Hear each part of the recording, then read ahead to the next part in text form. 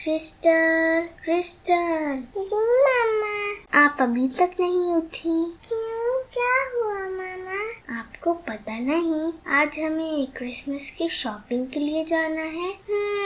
पता है। चलो जल्दी से चलते हैं, ब्रेकफास्ट आके कर लेंगे। Okay mama, so let's go. Okay, बस आप जल्दी से फ्रेश हो जाओ। ओके मामा। वाह मामा, स्नोफॉल कितनी गिर रही है ना। बहुत अच्छी लग रही है मुझे तो।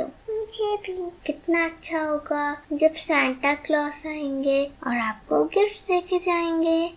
वो तो पता है। वाह कितनी सारी चीजें हैं, लेकिन इसमें सिर्फ 2 कबर्ड ही सही है, बाकी सारी खाली हैं। लगता है आज अभी तक इतने सारे लोगों ने सामान भी ले लिया, तभी तो सब लोग जल्दी लेने आ गए। आज तो मम्मा पापा ने सही कहा था, जल्दी चलो। वाह कितना प्यारा है ये। मेरा तो दिल कर रहा है ये ले लूं, क्योंकि ये स्नोफॉल ब्लिंक हो रहा है, बहुत अच्छा लग रहा है। और तुम कोई सजाने की चीजें देखो और मैं जो हूँ वो थोड़े से क्रिसमस बॉल्स देख लेता हूँ, ठीक है?